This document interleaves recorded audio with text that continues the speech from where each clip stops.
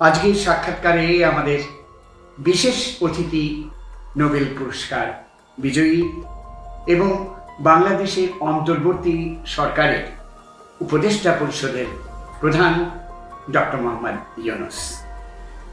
Doctor Mohammad Yunus, আপনাকে voice of আমেরিকার পক্ষ থেকে স্বাগত। আপনাকে ধন্যবাদ। ধন্যবাদ। একটা বিষয় জানতে চাচ্ছিলাম প্রথমেই, যে আপনি 8ই অগস্ট এই দায়িত্ব গ্রহণ করলেন, তার প্রায় মাস দেড়েক পরে আমরা লক্ষ্য করছি যে সেনাবাহিনীর কমিশন অফিসারদেরকে ম্যাজিস্ট্রেসির ক্ষমতা দেওয়া হলো। তো সেটার প্রয়োজনীয়তা কেন অনুভব করলেন? দেশে শান্তি শৃঙ্খলার রক্ষার জন্য আমরা চেষ্টা করছিলাম পুলিশকে দিয়ে করার জন্য, সেটাই নিয়ম। জি। পুলিশের মধ্যে তাদের মনোবল হারিয়ে গেছে। কারণটা হলো, মানুষের সামনে গেলে তারা কটু কথা তাদের শুনতে হয়। মাত্র কয়েকদিন আগে তারা ছাত্রদের মেরেছে। তারা একটু দূরে দূরে থাকছে, মানুষের থেকে সম্পর্ক, মানুষের সঙ্গে বেশি মিশতে চাচ্ছে না। তো কাজে আমাদের যে শান্তি শৃঙ্খলার শক্তি ছিল, সেই শক্তিটা ক্ষয়ে গেল তাদের মনোবল হারিয়ে ফেলার জন্য। তো আমরা যেটা করলাম, যে বললাম যে সবাই, পুলিশের সবাই তো আর অন্যায় করে নেই। যারা অন্যায় করেছে আমরা তাদেরকে চিহ্নিত করব, তাদের শাস্তি হবে, আর বাকিরা জনগণের কাছে গ্রহণযোগ্য হবে। কিন্তু এই প্রক্রিয়াও তো একটা লম্বা প্রক্রিয়া, এটা তো হঠাৎ করে হচ্ছে না। ইতিমধ্যে কিন্তু শান্তি শৃঙ্খলা বিঘ্নিত হচ্ছে, নানা রকমের বিশৃঙ্খলার সৃষ্টি হচ্ছে, সমাবেশ হচ্ছে। তাতে আমরা বিশেষ করে আমাদের পোশাক শিল্প কারখানাগুলোতে শ্রমিকদের অসন্তোষ দেখা গেল। সেগুলো নিয়ে মনে করলাম যে এভাবে চলতে দিলে তো এটা বাড়তে আরম্ভ করবে। তখন এই প্রশ্ন উঠলো সেনাবাহিনীকে ম্যাজিস্ট্রেসি পাওয়ার দেওয়ার জন্য। তো ওদেরকে অনুরোধ করলাম, তারা রাজি হলো, যাতে করে অন্তত তারা বলছে আমরা তো আছি, কিন্তু আমাদেরকে তো কেউ পরোয়া করছে না, কারণ আমার তো কোনো ক্ষমতা নেই তা কিছু করে। তো আমাদের একটা ক্ষমতা থাকলে তারা আমাদেরকে হয়তো গণ্য করবে যে না, ওরা আমাদের ক্ষতি করতে পারে। তখন আমরা তাদেরকে ম্যাজিস্ট্রেসি পাওয়ার দিলাম, কিন্তু একটা সীমিত সময়ের জন্য, 2 মাসের জন্য আমরা দিলাম। সেইভাবে হয়েছে ঘটনা। তো আশা করছেন যে আগামী 2 মাসে পুলিশের যে সেবাটা জনগণের জন্য, সেটা ফিরে আসবে? আশা করি এই সময়টার মধ্যে হয়তো তারা পাবে। তারাও দেখছে যে তাদের যে ক্ষমতা ব্যবহার করতে পারছে না, তার ফলে সেনাবাহিনীর কাছে দায়িত্ব পালন করতে হচ্ছে।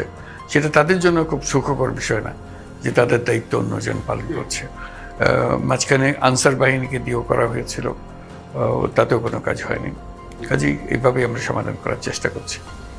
আমরা জানি যে বাংলাদেশের এই সাম্প্রতিক গণ অভ্যুত্থানের নেতৃত্বে ছিল শিক্ষার্থীরা, এবং আপনার সরকারেও শিক্ষার্থীদের প্রতিনিধিত্ব রয়েছে। কিন্তু এটাও ঠিক যে শিক্ষার্থীরা, আমরা লক্ষ্য করছি যে দেশের নানান ক্ষেত্রে, নানান প্রতিষ্ঠানে কর্তৃত্ব প্রতিষ্ঠার চেষ্টা করছেন। তো শিক্ষার্থীরাই কি দেশ পরিচালনা করছেন? কতটা ভূমিকা পালন করছেন? করা তো উচিত, তরুণদের হাতেই তোর ক্ষমতা যাওয়া উচিত। বুড়োদের তো কোনো কাজ নেই, বুড়ো তো সব ভুল করে গেছে পর্যন্ত। তো কাজে চেষ্টা হোক যে তরুণরা এগিয়ে আসুক, তারা দায়িত্ব নেই, তারাও ভুলভ্রান্তি করবে, ভুলভ্রান্তি সংশোধন করবে নিজেদের। তাদের নেতৃত্বে তো একটা বড় কাণ্ড হয়ে গেল। তো কাজে তাদেরকে অত অবিশ্বাস করার তো আমি কোনো কারণ দেখছি না। তাহলে কি বলা যাবে যে শিক্ষার্থীরাই দেশ চালাচ্ছে? চালানো উচিত বলছি, চালাচ্ছে বলছি না, চালানো উচিত। তরুণদের হাতে ছেড়ে দেওয়া, আমি বরাবরই বলে এসছি এখানে দায়িত্ব পালন করার আগে থেকেই বলছি যে তরুণদের হাতে, কারণ তারাই তাদের ভবিষ্যৎ নিজেরা রচনা করবে। আমরা তাদের হয়ে রচনা যেটা করব সেটা ঠিক হবে না।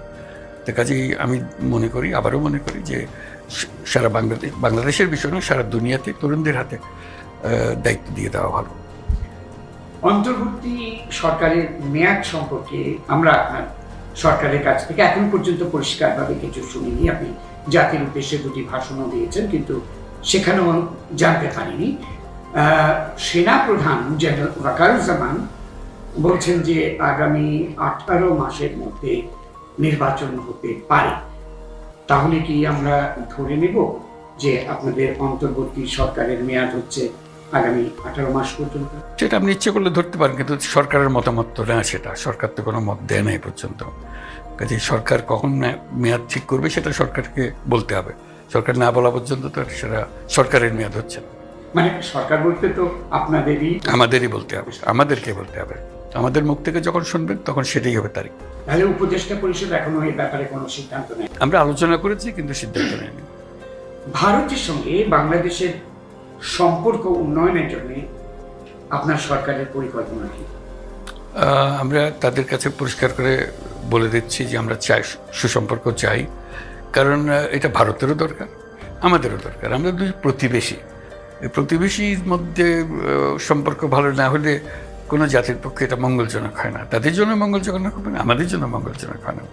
আমাদের দুজনেরই, দুই দেশেরই স্বার্থ হলো যে অত্যন্ত ঘনিষ্ঠ সম্পর্ক, মধুর সম্পর্ক গড়ে তোলা।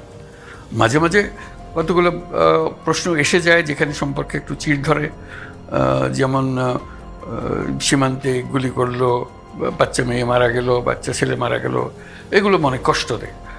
তো এটাতে আমরা মনে করি না যে সরকার ইচ্ছা করে, ভারতীয় সরকার ইচ্ছা করে করেছে।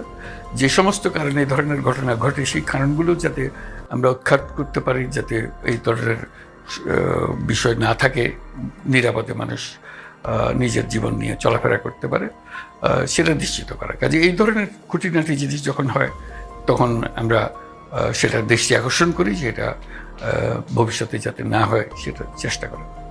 বর্তমানে ভারতে অবস্থানরত বাংলাদেশের সাবেক প্রধানমন্ত্রী শেখ হাসিনাকে বাংলাদেশের প্রত্যার্পণের ব্যাপারে আপনারা কি ধরনের পদক্ষেপ নিচ্ছেন? এটা একটা আইনগত বিষয়। নিশ্চয়ই আমরা তাকে ফেরত চাইব, যেখানেই থাকুক তিনি ফেরত চাইবে। যখন আইনগতভাবে আমরা যে সিদ্ধান্ত আছে সেই সিদ্ধান্ত আমরা বাস্তবায়ন করতে পারি। পাকিস্তানের সঙ্গে সাম্প্রতিক সময়ে লক্ষ্য করছি যে দৃশ্যমান সম্পর্কে উন্নতি হয়েছে। আপনি এরই মধ্যে পাকিস্তানের প্রধানমন্ত্রী শেহবাজ শরীফের সঙ্গে বৈঠক করেছেন, কিন্তু একটা প্রশ্ন হচ্ছে যে 1971 সালে গণহত্যার জন্য আনুষ্ঠানিকভাবে পাকিস্তান এখনো ক্ষমা চায়নি। তো আপনারা কি কূটনৈতিকভাবে এই ব্যাপারে পাকিস্তানের কাছে কিছু জানাতে চান? আমি নেপালের প্রধানমন্ত্রীর সঙ্গে দেখা করেছি, ভুটানের প্রধানমন্ত্রীর সঙ্গে দেখা করেছি, মালদ্বীপের প্রধানমন্ত্রীর সঙ্গে দেখা করেছি, শ্রীলঙ্কার প্রধানমন্ত্রী আসেন নাই বলে দেখা করতে পারি নাই। কাজে এটা হলো সার্ক দেশভুক্ত যত দেশ আছে, আমরা চাইছি সম্পর্ক ঘনিষ্ঠ হোক। সেই বিষয়ে আমরা সবার সঙ্গে কথা বলি, আলোচনা করি। তার মানে এই নয় যে সব কিছু পাল্টে গেছে, কিন্তু সার্ক একটা কাঠামো আছে, সেই কাঠামোর মধ্যে আমরা ভারতের প্রধানমন্ত্রীর সঙ্গে ফোনে কথা বলেছি, যেহেতু ওনাকে এখানে এসে পাইনি, উনি আগে চলে গেছেন, তার সঙ্গে দেখা হয়নি। কিন্তু 71-এর গণহত্যার কথা যেটা বললাম সেটা পৃথক বিষয়, সেটা পাকিস্তানের সঙ্গে কিভাবে হবে সেটা। সার্ক কিন্তু একটা প্রতিষ্ঠিত সত্য, সেই সত্যকে আমরা মেনে, এবং আমরা চাই যে সার্ক শক্তিশালী প্রতিষ্ঠান হোক এবং এই সার্কভুক্ত সকল দেশ একসঙ্গে কাজ করুক। ভারতও থেকে মধ্যে, পাকিস্তানের মধ্যে থাকুক, শ্রীলঙ্কাও থাকুক, আমরা যত দেশ আছি সব সমানভাবে থাকি। আমরা চেষ্টা করছিলাম যে এরকম একটা সুযোগ যদি আসে, সার্কের সমস্ত প্রধান যারা আছে, সরকারের প্রধান, তারা একসঙ্গে এসে একটা ছবি তুললাম আমরা। এটা একটা সুন্দর বার্তা সবার কাছে যেত, কিন্তু এটা সম্ভব হয়নি এখনো। ভবিষ্যতে যাতে সম্ভব হয় সেই চেষ্টা আমি করে যাব। 32 নম্বর রোডে বঙ্গবন্ধু জাদুঘর হিসেবে যেটা পরিচিত ছিল, সেই জাদুঘরটিকে বিনষ্ট করা হলো 5ই অগস্টের পরে, এবং 15ই অগস্টের যে সরকারি শোক দিবসের ছুটি ছিল সেটাও আপনার সরকার বাতিল করলো, এবং বঙ্গবন্ধুর বহু ভাস্কর্য ভেঙে ফেলা হয়েছে। এই নিয়ে বেশ খানিকটা সমালোচনাও আছে। আবার অনেকেই বলছেন তাদের ভাষায় যে বঙ্গবন্ধু শেখ মুজিবুর রহমানকে তারা ফ্যাসিবাদের আইকন হিসেবেও দেখছেন, এবং তারা বলছেন সেই কারণে এটা ঘটেছে। তো দীর্ঘদিন ধরে বাংলাদেশের জাতির জনক হিসেবে বঙ্গবন্ধু শেখ মুজিবুর রহমান স্বীকৃত, এ ব্যাপারে আপনার সরকারের দৃষ্টিভঙ্গি? আপনি পুরনো দিনের কথাবার্তা বলছেন, এর মধ্যে একটা গণ অভ্যুত্থান হয়ে গেছে, আপনার মধ্যে স্মরণে নেই। এর মধ্যে আপনি এমনভাবে কথা বলছেন যেন এসব ঘটনা ঘটেই নেই। কাজে নতুন ভঙ্গিতে যা হচ্ছে সেটাকে দেখতে হবে। তো কত ছেলে প্রাণ দিল সেটা নিয়ে আপনার কোনো প্রশ্ন নাই, কেন প্রাণ দিল? হ্যাঁ, কাজে ওগুলো আসুক। তারপরে এই যে প্রথম স্বীকার করতে হবে যে তারা বলেছে, ছাত্ররা বলেছে যে আমরা রিসেট বাটন পুশ করেছি, এভরিথিং ইজ গন, অতীত নিশ্চিতভাবে চলে গেছে। এখন নতুন ভঙ্গিতে আমরা করে তুলবো, দেশের মানুষও তা চাই। তো সেই নতুন ভঙ্গিতে তোলার জন্য যেটা আছে সেটা হলো যে আমাদেরকে সংস্কার করতে হবে। শিক্ষার্থীদের আন্দোলনের সময় যারা হতাহত হয়েছিলেন তাদের প্রতি শ্রদ্ধা নিবেদন করে বলছি যে তাদের ঘাতকদের বিচারের আওতায় নিয়ে আসার কথা আপনি বলছেন এবং সেটা অত্যন্ত প্রশংসনীয় ব্যাপার। কিন্তু পাশাপাশি 5ই অগস্টের পরেও অনেকে নিহত হয়েছেন, বিশেষ করে একটু আগেই আমরা বলছিলাম পুলিশ সদস্যদের কথা। তো এই যে পুলিশদেরকে হত্যা করা হলো কিংবা কিছু লোক নিহত হলেন, সেসব ঘটনার তদন্ত ও বিচার সম্পর্কে আপনার সরকার কি বলে? যে যেখানে অপরাধ করেছে তার বিচার হবে, তা না হলে তো বিচার সম্পূর্ণ হলো না। আপনি এক ধরনের বিচার করবেন, আরেক ধরনের বিচার করবেন, সেটার বিরুদ্ধেই তো কোনো অভ্যুত্থান হলো, যে আপনি বিচার ঠিক মতো করছেন না, একপাক্ষিক জিনিস করছেন। তো সেটাই যদি আমরা ফিরে যাই তাহলে তার এই গণ অভ্যুত্থানের কোনো মানে হলো না। কাজে অপরাধ করলে অপরাধী শাস্তি পাবে, এটাই হলো নীতি। এবং যে কোনো সময় অপরাধ করলে সে শাস্তি পাবে, আজকে হোক, 2 দিন পরে হোক, 2 বছর পরে হোক, শাস্তি পাবে। সম্প্রতি পার্বত্য চট্টগ্রামে বাঙালি এবং পাহাড়ি জনগোষ্ঠীর মধ্যে সংঘাতে অন্তত 4 জনের প্রাণহানির ঘটনা আমরা জানতে পারছি। তো আপনি কি পার্বত্য চট্টগ্রামের অস্থিরতা নিয়ে খানিকটা উদ্বিগ্ন? না, উদ্বিগ্ন হলো সারা দেশে শান্তি শৃঙ্খলা নিয়ে। আপনাকে একটু আগে বললাম যে শান্তি শৃঙ্খলা রক্ষা আমাদের বড় কাজ, সেগুলো আমরা করতে পারছিলাম না, পুলিশের সমস্যা আছে, ইত্যাদি ইত্যাদি। তো কাজেই আমরা এখানে শান্তি রাখবো, ওখানে অশান্তি রাখবো, এটা তো হয় না। শান্তি হলে সব জায়গাতে শান্তি হতো। কোনো কোনো জায়গায় আমরা অপারগ হয়েছি। অপারগ হওয়ার অর্থ এই নয় যে আমরা ইচ্ছা করে এটা করছি না, তা না। আমাদের ইচ্ছা হলো যেখানে শান্তি রক্ষা করতে হবে সেখানে শান্তি রক্ষা করা। পার্বত্য চট্টগ্রামে যেটা হয়েছে সেখানে শান্তি শৃঙ্খলা বিঘ্নিত হয়েছে, কিন্তু সেটা তড়িৎ গতিতে আবার সমাধান হয়ে গেছে। এটা এমন নয় যে আজকেও চলছে সে কাণ্ড।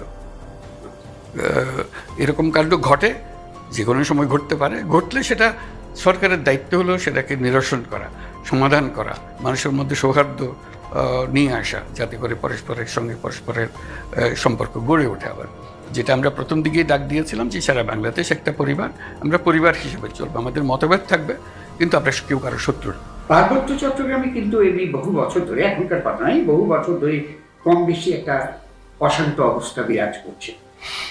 তো এই সমস্যা সমাধানের জন্য আপনার সরকারের সুনির্দিষ্ট পরিকল্পনা আছে? এই তো আসলাম মাত্র। এত বছরের একটা সমস্যা আপনি 2 দিনে আমাদের দিয়ে সমাধান করে দেবেন, আমরা একটা সমাধান নিয়ে আসবো, এটা আশা করা তো ঠিক হবে না। এটা শান্তি চুক্তি হয়েছে, সেই শান্তি চুক্তি বহু বছরের চেষ্টায় হয়েছে, সেই শান্তি চুক্তিও বহাল করা যাচ্ছে না, মান্য করছে না। এখন কি আবার নতুন করে শান্তি চুক্তি করতে হবে? সেটা আমাদের সরকার পেরে উঠবে না, এটা পরবর্তীতে নির্বাচিত সরকার যারা আসবে তারা এগুলো করবেন। বাংলাদেশে যে 10 লক্ষেরও বেশি রোহিঙ্গা অবস্থান করছেন, তাদের কি আপনারা শরণার্থীর মর্যাদা দেবেন? এটা তো আন্তর্জাতিক প্রতিষ্ঠানরাই দিয়েছে। UNHCR তো সেখানে কাজ করছে বহুদিন ধরে, কাজে শরণার্থী হিসেবেই তো তারা আছে, তারা আমাদের দেশের নাগরিক তো না। না, কাজে স্বীকৃতভাবে, আন্তর্জাতিকভাবে স্বীকৃতভাবে আছে। শরণার্থী ঠিক তাদেরকে মানে না হলে তো UNHCR যেতে পারতো না যদি শরণার্থী না হয়।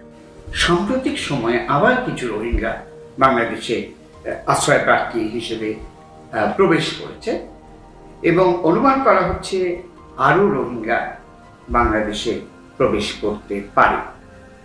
তো নতুন করে যদি আরো রোহিঙ্গা বাংলাদেশে প্রবেশ করে তাহলে তাদের ব্যাপারে কি সিদ্ধান্ত নেবেন? এটা আন্তর্জাতিক আইন আছে, সেটা তারা যদি আসতে চায় আমাদের আসতে দেব, আমরা তাদের গ্রহণ করব। তারপরে যা যা করতে হয় আন্তর্জাতিক কমিউনিটি আছে, এটা আমাদের একার সমস্যা না, এটা সারা পৃথিবীর একটা দায়িত্ব। যখন মানুষ শরণার্থী হয়ে এক দেশ থেকে এক দেশে আশ্রয় চায়, যখন তার জীবন সংখ্যা দেখা দেয়, আমরা যেহেতু তারা আসছে আমরা দরজা বন্ধ করে দিলাম, আসতে দেবো না, এটা হতে পারে না, এটা আইন বিরোধী কাজে আমরা তাদেরকে নিয়ে আসছি, তারা থাকছে এবং কি করবে সেটা নিয়ে যে জাতিসংঘে আসলাম, বহু রোহিঙ্গাদের নিয়ে আমাদের বহু বৈঠক হয়েছে যে কি করা যায় সেগুলো নিয়ে। কাজে আপনিও জানেন সেগুলো বহু বছর ধরে এটা চলছে, 7 বছর ধরে তারা এখানে আছে, তাদের ভবিষ্যৎকে নিয়ে প্রশ্ন তুলেছে। শুধু তাদের ভবিষ্যৎ না, তাদের যে ছেলে মেয়ে, বছরে 32,000 বাচ্চা গড়ে জন্মগ্রহণ করে তাদের মধ্যে। কাজে যারা আসছিল 12 লাখ, তার সঙ্গে 32,000 করে আরও ক্রমাগত বা আরও বেশি করে আসবে। তারা যখন এসছিলেন তখনও তাদের বাচ্চা কোলে নিয়ে আসছিলেন, তাদের শিশু ছিল, অল্প বয়স্ক বালক বালিকা ছিল, 7 বছর চলে গেছে, তারা বালক বালিকা নেই, এখন বয়স্ক হয়ে গেছে, বয়স বেড়েছে, এদের কি করবেন? তারা তো একটা এমন পরিবেশের মধ্যে আছে, তারা নিজেদের ভবিষ্যৎ দেখতে পাচ্ছে না, অথচ সারা দুনিয়ার সঙ্গে তারা যুক্ত, যেহেতু টেকনোলজি তাকে দিচ্ছে, সে দুনিয়াতে কি ঘটছে সব দেখছে, কিন্তু সে দেখেছে সে একটা কারাগারের মধ্যে সে এখানে বসবাস করছে। তার মনে প্রশ্ন জাগবে, তার মনে বিদ্রোহ জাগবে, এটা তো ভালো জিনিস না। তার মনে এই যে বিক্ষোভ জাগবে, এই বিক্ষোভ কীভাবে ছড়িয়ে পড়বে, কার মাথায় গিয়ে পড়বে, এগুলো তো বোঝার উপায় নেই। কাজে আমাদের সারা পৃথিবীর দৃষ্টি দিতে হবে, তারা যেন সন্তোষজনকভাবে বাল্যকাল কাটাতে পারে, একটা আশা নিয়ে আসতে পারে, সেটা যেন আমরা করতে, সেই বিষয়গুলি আমরা আলাপ করেছি, আমরা একটা সমাধান খুঁজছি সেটা। বাংলাদেশে সংবিধান পরিবর্তন কিংবা সংশোধনের কথা বলা হচ্ছে, আপনি একটি কমিটি করেছেন, কমিটি প্রধান হয়েছেন একজন, তো এটা কি আপনার অন্তর্বর্তী সরকারের সময় হবে এবং কি ধরনের পরিবর্তন কিংবা সংশোধন আপনারা আশা করছেন? ওই যে বললাম, আমাদের নতুন করে সব গড়তে হবে, সব কিছু ধ্বংস করে দিয়ে গেছে আগের সরকার, কাজে সেই ধ্বংসস্তূপ থেকে এখন আমাদের নতুন পুনর্জাগরণ করতে হবে। তো সেটার জন্য প্রত্যেক ক্ষেত্রেই আমরা কমিশন গঠন করে যাচ্ছি। এটা 6টা কমিশন করেছি, আরও নতুন কমিশন আসছে, তার মধ্যে একটা কমিশন হল সংবিধান। সংবিধান সংশোধনের বিষয়ে সারা দেশে একমত, কী বিষয় হবে, কীভাবে হবে, সেটা নিয়ে বিতর্ক হবে। সেই জন্য কমিশন একটা রূপরেখা দেবে, সেই রূপরেখা নিয়ে সারা দেশে একটা বিতর্কের সুযোগ করা হবে, যাতে রাজনৈতিক দলরা তারা অংশগ্রহণ করেন এবং বিচার করে ঠিক করেন তারা কি এই সংসদ এখনই করে ফেলবেন নাকি ভবিষ্যতে করবেন, করলে কি করবেন, সেটা একটা রূপরেখা দাঁড় করার জন্যই এই কমিশনগুলো গঠন করা হয়েছে। এটা খুব ন্যায্য জিনিস, উপকারী জিনিস। তা না হলে যেই সংবিধান আমাদের আছে এটা নিয়ে দেশ চলবে না, এটা নিয়ে দেশ চললে আবার এই ঘটনার সৃষ্টি হবে। কেউ কেউ সংবিধান পরিবর্তনের কথা বলছেন, কেউ কেউ সংবিধান সংশোধনের কথা বলছেন। তো পরিবর্তনই হোক কিংবা সংশোধনী হোক, এটা কিভাবে কার্যকর হবে? এটি কি রাষ্ট্রপতির কোনো অধ্যাদেশের মাধ্যমে? এটা আইনগত ব্যাপার, কিভাবে হবে। আমরা এখন যেটা করছি, কি দরকার সেটা ঠিক করছি, কিভাবে সেটা সংশোধন করা হবে, কি আইনগত কি পর্যায়ে হবে, সেগুলো যখন আলোচনায় বসবে আলোচনার মধ্যে তারা ঠিক করবে। আমরা যেটা করছি কি কি দরকার, সেখানে একটা ঐক্যমত সৃষ্টি করা, সবাই একমত হলো যেটা দরকার, এখন কিভাবে করব সেটা নিয়ে আবার একটা আলোচনা হবে, আইনসঙ্গতভাবে কিভাবে হবে, সেগুলো এখন আমি স্পেকুলেট করতে পারছি না। আপনি একটু আগে একটা কথা বললেন, খুব প্রয়োজনীয় কথা, যে না 1971 নিয়ে তো আমাদের মনে রাখতেই হবে, এটা আমাদের বাংলাদেশের স্বাধীনতা যুদ্ধের ব্যাপার ছিল। আপনি নিজেও বাইরে থেকেও এটার সঙ্গে সংযুক্ত ছিলেন। এখন কেউ কেউ বলছেন যে রাজনীতির মূল ধারায় যারা সেই সময় স্বাধীনতার বিরোধিতা করেছিলেন, তারা কিংবা তাদের দল কিংবা তাদের উত্তরসূরিরা চলে আসছে। আমাদের সংবিধান বলে প্রত্যেকের মত প্রকাশের স্বাধীনতা আছে, প্রত্যেকের রাজনীতি করার অধিকার আছে, সেই অধিকারকে আমরা নিশ্চিত করতে পারি, সংবিধানের বিধান, সেটা থেকে আমি বেরিয়ে আসতে পারি না। এখন আপনি পছন্দ করেন অপছন্দ করেন, সে অপরাধ করলে শাস্তি পাবে, সেটার বিচার ব্যবস্থা আছে, বিচার ব্যবস্থা সেটা করবে। আমি রাগ করে তাকে আমার দুশ্মন ভাবে আমি তাকে বেড়ে ফেললাম, কি তার অধিকার কেড়ে নিলাম, সেটা রাষ্ট্র করতে দিতে পারে না, তাহলে সেই রাষ্ট্র অচল রাষ্ট্র। রাষ্ট্রকে তার নীতিমালা অনুসারে চলতে হবে। আপনার সামনের মূল লক্ষ্যটা কি? মূল লক্ষ্য হলো সংস্কার করা, একটা নির্বাচন দেওয়া, নির্বাচিত প্রতিনিধিদের হাতে ক্ষমতা হস্তান্তর করা, এই জন্য আমাদের মূল লক্ষ্য, আর কিছু না, সিম্পল জিনিস। বাংলাদেশের অন্তর্বর্তী সরকারের প্রধান উপদেষ্টা ডক্টর মোহাম্মদ ইউনূস, আপনাকে ভয়েস অফ আমেরিকার পক্ষ থেকে অজস্র ধন্যবাদ আমাদের এই সময় দেওয়ার জন্য। আপনাকে